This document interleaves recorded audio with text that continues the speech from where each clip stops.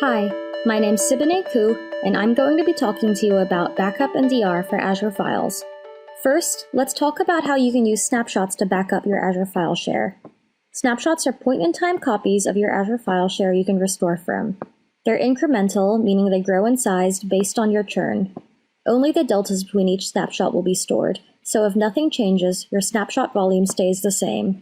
You can take snapshots manually using the Azure portal, PowerShell, or CLI. To restore, you can mount the snapshot and copy the data out via Robocopy, or simply drag and drop files using File Explorer. If you've mounted your Azure file share to an end-user Windows device with AZ authentication, you can also use the previous version's API to restore from a particular snapshot. This enables users to perform self-service restores for individual files as well as for entire share restores. If you use Azure File Sync, you can also enable the volume for self-service restores for end users using the previous version's API. Azure File Sync does this by integrating with VSS snapshots on the server endpoint. It's important to note that these VSS snapshots are taken locally on the server and are different from the snapshots taken in the cloud of your Azure file share. This capability should be used alongside, but not as a replacement for, cloud-side backups. A link to a documentation on how to set this up is in the description below. If you don't want to do a bunch of manual work, you can use Azure Backup to manage your backups. You can set customized retention schedules, and then it handles taking and removing the snapshots per your schedule. It also integrates with Azure File Sync, such that if you restore some files directly to your Azure file share, it tells the sync service to sync these files down to the server endpoint. It also prevents you from losing your backups by taking a delete lock on the storage account and enabling soft delete on your file share, which I'll talk about more later. Lastly, it provides reporting and alerting capabilities for your backup job. Let me show you how Azure Backup works. I'm in my Azure file share configuring backup right now. Let's create a new policy. I can choose how frequently I take backups and how long I retain them for, and have different values for daily, weekly, monthly, and yearly backups.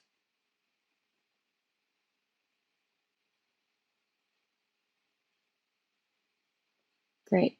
Now backup is configured, and I can show you how to restore from a backup. I have an Azure File Sync deployment. Let's go to the server endpoint and say a user accidentally deletes this JPEG file over here. So I'm deleting it now, and these changes will be quickly synced to the Azure file share. So let's go back to the Azure file share, refresh, and as you can see, the file is gone. Let's say the user puts in a request to restore this file. Well, we can use Azure Backup, navigate to File Recovery, and now we get to select the restore point to restore from. In this case, I only have one snapshot. So I'm navigating within the snapshot to find the file. There it is. We can select it and press Restore.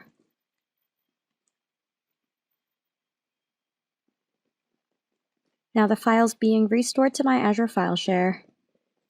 We can go look at the contents soon and see that it's back where it should be.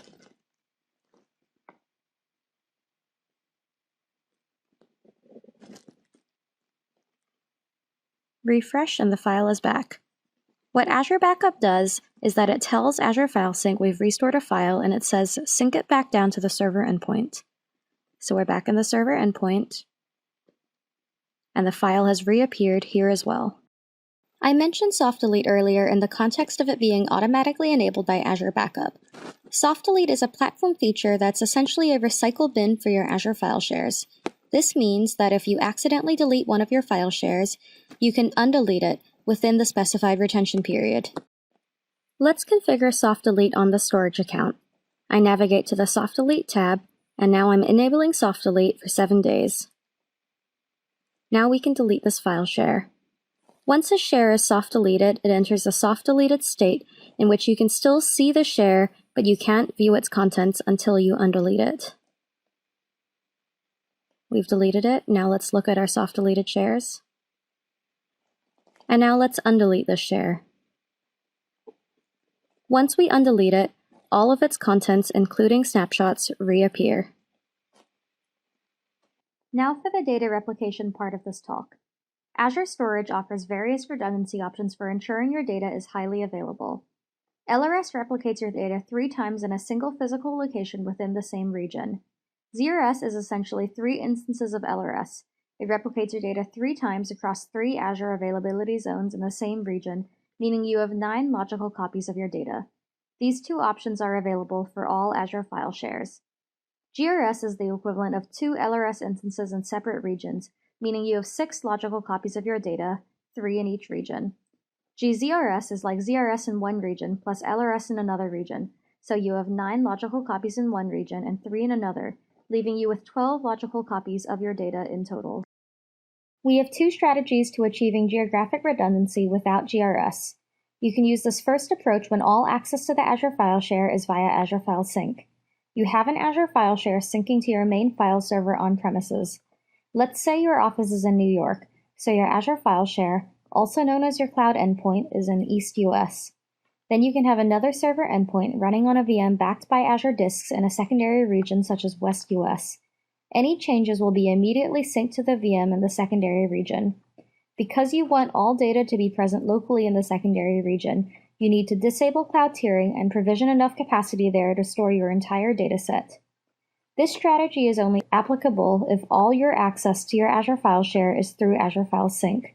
You should not use the strategy for direct share access scenarios because it can take a very long time for Azure File Sync to first learn that your files in the cloud have changed and then to sync them to the secondary region.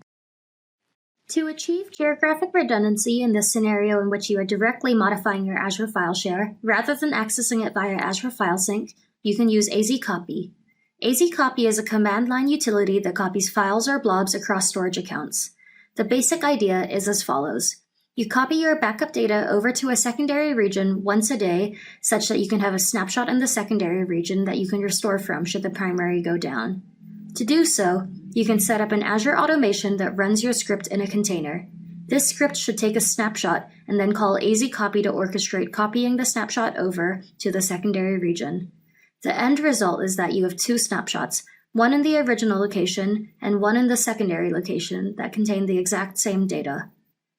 Because you're using ZCopy with the sync parameter, which is the equivalent of robocopy/mirror, only changed data will be copied over, and any deletions on the source will be reflected on the target. We recommend using ZCopy rather than robocopy for this because it will be far more efficient for copying data between storage accounts.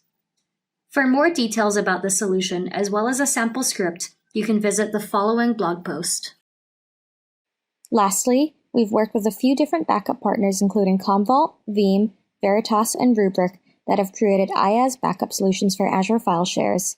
They support backing up both SMB and NFS shares and can replicate the data to a storage account in a secondary region. Thanks for watching my talk. I hope you've learned a little more about backup and data replication and redundancy options for Azure Files. If you have any questions, feel free to email us at azurefiles@microsoft.com.